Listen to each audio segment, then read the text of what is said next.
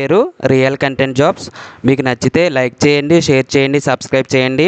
పక్కనే ఉన్న bell icon అయితే క్లిక్ చేస్తే ప్రతిరోజు నేను ఇలాంటి పెట్టే నోటిఫికేషన్ అయితే మీకు వెంటనే రావడం జరుగుతుందండి. ఇక్కడ మనం ఒక నోటిఫికేషన్ పేపర్ యాడ్ చూడొచ్చు. Andhra Pradesh state cooperative bank limited నుంచి. సో ఇక్కడ మనకి manager scale 1 25 vacancies, staff assistants 13 vacancies అయితే ఉన్నాయండి. ఆన్లైన్ రిజిస్ట్రేషన్ స్టార్టింగ్ డేట్ వచ్చి 27/8/2025, క్లోజింగ్ డేట్ వచ్చి 10/9/2025. ఆన్లైన్ టెస్ట్ వచ్చి సెప్టెంబర్ అక్టోబర్లో జరగవచ్చు అని చెప్పేసి మనకి టెంటేటివ్ డేట్ అయితే ఒకటి ఇచ్చారండి. సో అక్కడ అఫీషియల్ వెబ్సైట్ కూడా ఇవ్వడం జరిగిందండి. అఫీషియల్ వెబ్సైట్ వచ్చి www.apcvob.org. సో ఈ అఫీషియల్ వెబ్సైట్ ద్వారా అయితే మీరైతే అప్లై చేయవచ్చు. సో దాని తాలూకా డీటెయిల్స్ అన్నీ కూడా నేను అఫీషియల్ నోటిఫికేషన్ ఏదైతే ఉందో సో దాని ద్వారా అయితే మీకు ఎక్స్ప్లెయిన్ చేస్తాను. సో ఇది అఫీషియల్ నోటిఫికేషన్ అండి, Andhra Pradesh state cooperative bank limited. ఇక్కడ చూడండి, స్టాఫ్ అసిస్టెంట్ పోస్ట్ అనమాట. Staff assistant post. So already date మీకు చెప్పాను కదా, 27/8/2025. ఎండింగ్ డేట్ వచ్చి 10/9/2025. సో ఇక్కడ వేకెన్సీస్ చూడండి. స్టాఫ్ అసిస్టెంట్కి ఓసీకి 5, అంటే ఓపెన్ కేటగిరీ, ఇందులో ఎవరైనా అప్లై చేసుకోవచ్చు.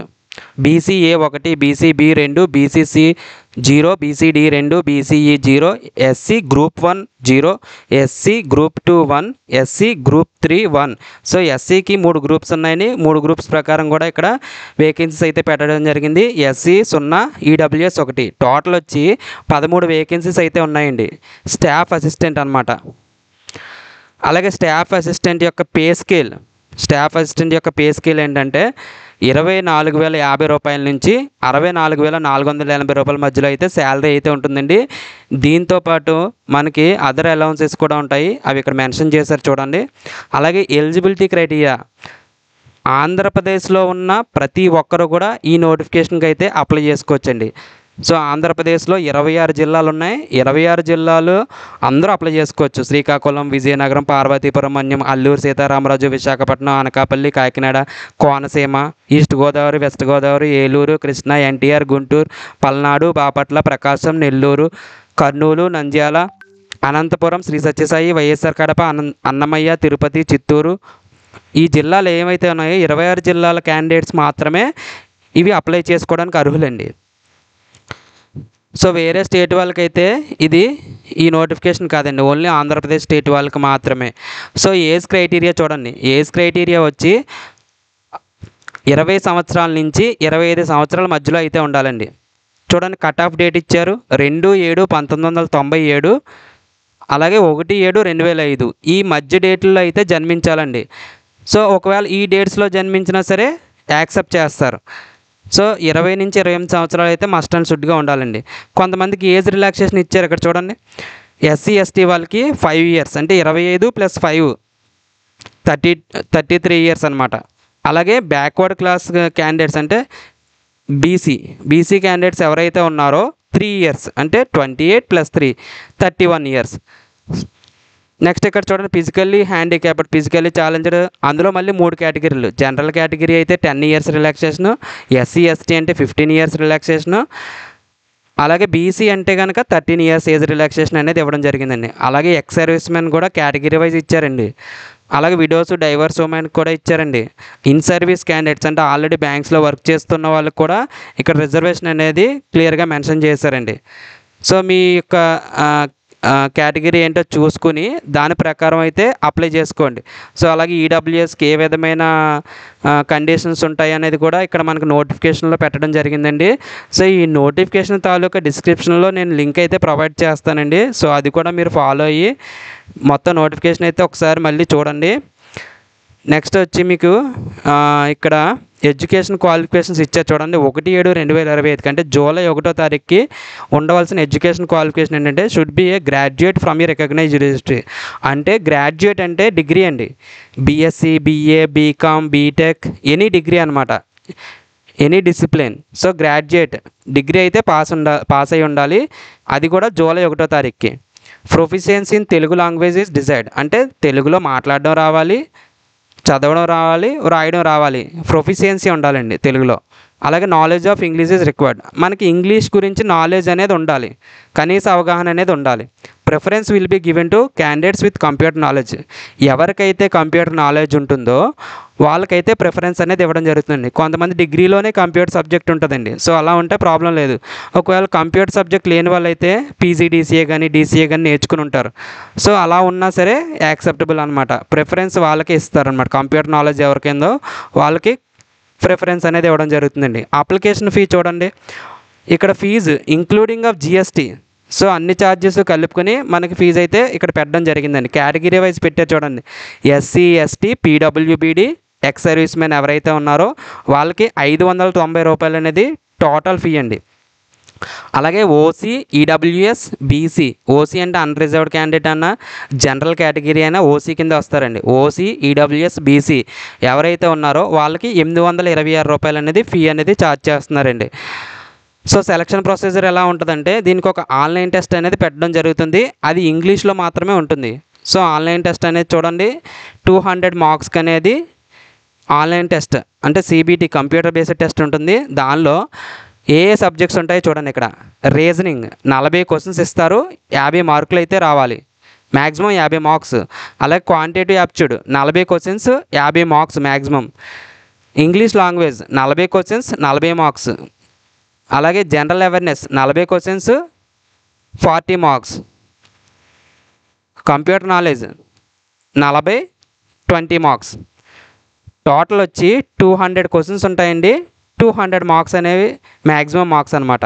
ఇక్కడ డ్యూరేషన్ వచ్చి కాంపోజిట్ టైమ్ ఆఫ్ 2 అవర్స్ అంటే 120 మినిట్స్ అనమాట. 2 అవర్స్ టైం అయితే ఉంటుంది. సో పెనాల్టీ ఉంటుందా రాంగ్ ఆన్సర్స్ కంటే? ఉంటుంది ఖచ్చితంగా. For each question for which a wrong answer has been given by the candidate 1/4 of the marks. అంటే 4 తప్పులకి 1 మార్క్ అనేది తీయడం జరుగుతుందండి. 1/4 నెగిటివ్ మార్కింగ్ అనేది ఉంది. ఇక్కడ మనకి ఆన్లైన్ ఎగ్జామ్ సెంటర్స్ ఎక్కడెక్కడ ఉంటాయో కూడా ఇచ్చారండి. దానికన్నా ముందు ఇక్కడ మనకి కట్ ఆఫ్ ఏ విధంగా తీసుకుంటారో చూడండి.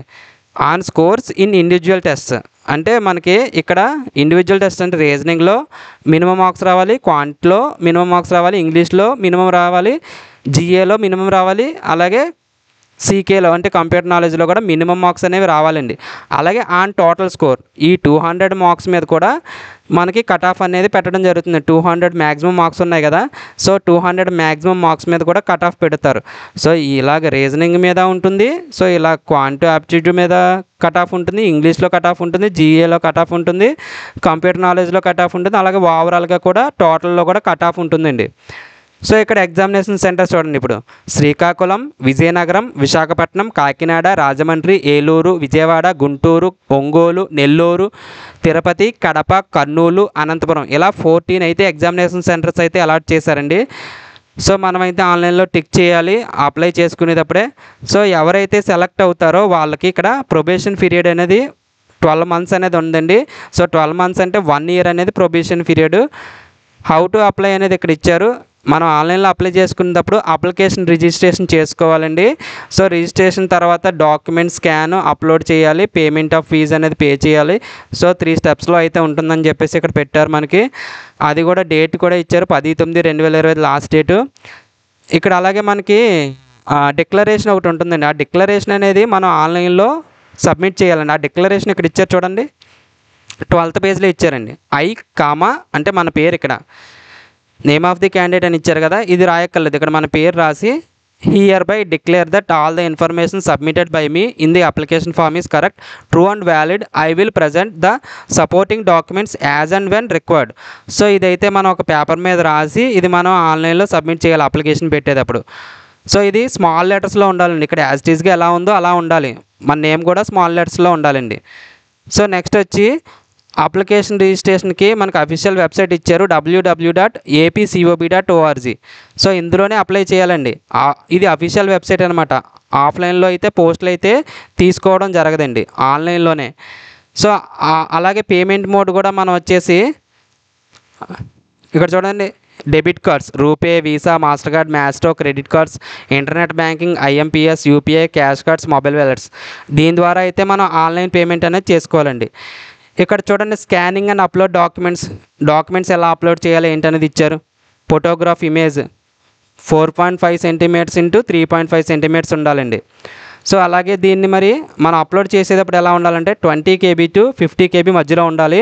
డైమెన్షన్స్ వచ్చి 200 నుంచి 230 పిక్సెల్స్ అయితే ఉండాలండి. సో అలాగే మనకి ఇక్కడ సిగ్నేచర్ కూడా ఇచ్చారు చూడండి. సిగ్నేచర్ వచ్చి బ్లాక్ ఇంక్ పెన్తో పెట్టాలి వైట్ పేపర్ మీద. మనకి డైమెన్షన్స్ వచ్చి 140 ఇంటూ 160 పిక్సెల్స్ అయితే ఉండాలండి. సో అలాగే ఇది ఫార్మేట్ వచ్చి జేపీఈజీ ఫార్మేట్లో అయితే ఉండాలండి. అలాగే సిగ్నేచర్ తర్వాత లెఫ్ట్ థంబ్ ఇంప్రెషన్ చూడండి, 20 KB టు 50 KB అయితే ఉండాలండి. దీనికి డైమెన్షన్స్ వచ్చి 240 into 240 pixels, 200 dots per inch. అలాగే మన హ్యాండ్ డిక్లరేషన్ కూడా ఇచ్చారు చూడండి. జేపీజీ ఫార్మేట్లో ఉండాలి. 800 ఇంటూ 400 పిక్సెల్స్ అయితే ఉండాలి. 200 డాట్స్ పర్ ఇంచ్ అయితే ఉండాలి. 10 centimetres into 5 centimetres width and height ఉండాలి. File should be 50 KB to 100 KB మధ్యలో అయితే మనం అప్లోడ్ చేయాలండి. సో ఇవి అప్లోడ్ చేసేటప్పుడు మనం MS పిక్చర్ మేనేజర్ వాడుకోవచ్చండి. సో అందులో అయితే బాగానే అవుతుంది. సో ఇది స్టాఫ్ అసిస్టెంట్కి సంబంధించి. దాంతోపాటుగా మనకి మేనేజర్ స్కేల్ 1 కూడా ఇచ్చారండి. మేనేజర్ స్కేల్ 1 కూడా సేమ్ డేట్స్. సో ఇక్కడ వేకెన్సీస్ చూడండి. మేనేజర్ స్కేల్ 1కి OC 9, BCA 1, BCB 4, BCC 0, BCD 2, BCE 1, SC group 1 1, SC group 2 0, SC group 3 ఉన్నాయి, ST 1, EWS 3. టోటల్ వచ్చి 25 వేకెన్సీస్ అయితే ఉన్నాయండి. సో దీనికి అలాగే దీనికి కూడా పే స్కేల్ చూడండి. 48,480 రూపాయల నుంచి 85,920 అయితే మంత్లీ శాలరీ అయితే ఉంటుందండి. అలాగే దీనికి కూడా అలౌన్సెస్ అనేది common, telephone bill, medical allowances, so ఎక్స్ట్రాగా అలౌన్సెస్ కూడా రావడం జరుగుతుందండి. ఎలిజిబిలిటీ క్రైటీరియా సేమ్ దీనికి కూడా ఆంధ్రప్రదేశ్లో లోకల్ క్యాండిడేట్స్ అయి ఉండాలి, 26 జిల్లాల్లో ఉండాలి. సో వాళ్ళు మాత్రమే అప్లై చేయడానికి ఉంటుంది. నెక్స్ట్ వచ్చి ఇక్కడ ఏజ్ క్రైటీరియా చూడండి. ఇక్కడ మాత్రం ఏజ్ మారింది కొంచెం. 20 ఇయర్స్ నుంచి 30 ఇయర్స్ మధ్యలో అయితే ఉండాలండి.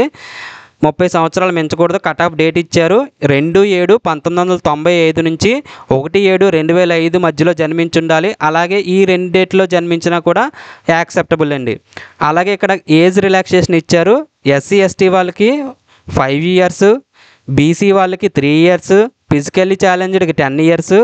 అందులో కేటగిరీ వైజ్ ఉన్నాయి కాబట్టి జనరల్ కేటగిరీ అంటే అన్రిజర్వ్డ్, OC అంటాం కదా. So general category 10 years, SC ST 15 years, BC 13 years. ఇవి ఫిజికల్లీ ఛాలెంజ్డ్ కేటగిరీ వాళ్ళకండి. అలాగే ఎక్స్ సర్వీస్ మ్యాన్కి ఇచ్చారు, విడోస్ డైవర్స్ ఉమెన్కి ఇచ్చారు, ఇన్ సర్వీస్ క్యాండిడేట్స్కి ఇచ్చారు. ఆల్రెడీ ఇందాక మీకు స్టాఫ్ అసిస్టెంట్లో ఏదైతే ఉందో సేమ్ అవే ఏజ్ రిలాక్సేషన్ ఇక్కడ కూడా ఇవ్వడం జరిగిందండి. సో అలాగే ఇక్కడ EWS, ఆర్థోపెడ్, హ్యాండిక్యాప్డ్, సో ఇవన్నీ డీటెయిల్స్ కూడా మనకి పీడిఎఫ్లో అయితే ప్రొవైడ్ చేశారండి. సో పీడిఎఫ్ లింక్ కూడా నేను కింద డిస్క్రిప్షన్లో పెడతానండి. ఎడ్యుకేషన్ క్వాలిఫికేషన్ చూడండి, షుడ్ బి ఏ గ్రాడ్యుయేట్. దీనికి కూడా గ్రాడ్యుయేట్ అండి. సో మీరు స్టాఫ్ అసిస్టెంట్ అప్లై చేసుకోవచ్చు, అలాగే మేనేజర్ పోస్టులకు కూడా అప్లై చేసుకోవచ్చండి. సో ఇక్కడ ప్రొఫిషియన్సీ ఇన్ తెలుగు అయితే వచ్చి ఉండాలి. మాట్లాడడం, రాయడం, చదవడం సేమ్ దీనికి కూడా అంతేనండి. నాలెడ్జ్ ఆఫ్ ఇంగ్లీష్ ఐడియా ఉండాలి మనకి. Preference will be given to local candidates with computer knowledge అనేది ఉండాలండి. సేమ్ స్టాఫ్ అసిస్టెంట్కి ఏదైతే ఉందో అదే క్వాలిఫికేషన్ ఇవ్వడం జరిగిందండి. సో 2 పోస్టులకి కూడా మీరు అప్లై చేసుకోవచ్చు, కాకపోతే సెపరేట్గా అప్లై చేసుకోవాలండి. అలాగే ఫీజు కూడా సేమ్ అండి. SC ST PWBD ex service మ్యాన్కి 590, OC EWS BC వాళ్ళకి 826. సో సెలక్షన్ ప్రొసీజర్ వచ్చి ఆన్లైన్ టెస్ట్ అయితే ఉంటుంది. దాని తర్వాత ఇంటర్వ్యూ కూడా ఉంటుందండి. ఆన్లైన్ టెస్ట్ వచ్చి 200 marks, reasoning 40 questions 50 marks, 45 minutes time అన్నట్టు ఉంటుంది. క్వాంట్స్ అండ్ డేటా ఇంటర్ప్రిటేషన్ అనమాట. 40 questions 50 marks, 45 minutes. English language 40 questions ఇస్తారు, 40 మార్క్స్ మ్యాక్సిమం. డ్యూరేషన్ వచ్చి 30 మినిట్స్, హాఫ్ అన్ అవర్ అనమాట. Financial awareness 40 questions, 40 marks, 15 minutes. Computer knowledge 40 questions, 20 marks, 15 minutes. Total వచ్చి 200 questions, maximum marks వచ్చి 200, 150 minutes అయితే time ఉంటుందండి. 2.5 hours అనమాట. దీనికి కూడా 1/4 నెగిటివ్ మార్కింగ్ అనేది ఉంది. అంటే 4 తప్పులకి 1 మార్క్ అనేది తీయడం జరుగుతుందండి. సో దీనికి కూడా ఇండివిజువల్ టెస్ట్లో వచ్చిన స్కోర్స్ చూస్తారు, అలాగే టోటల్ స్కోర్లో కట్ ఆఫ్ కూడా చూడడం జరుగుతుందండి. సో నెక్స్ట్ వచ్చి 1:4 రేషియోలో అయితే ఇంటర్వ్యూలో అయితే పిలుస్తారండి. 1:4 రేషియోలో పిలుస్తారు వాళ్ళకి వచ్చిన మ్యాక్సిమం మార్క్స్ బట్టి.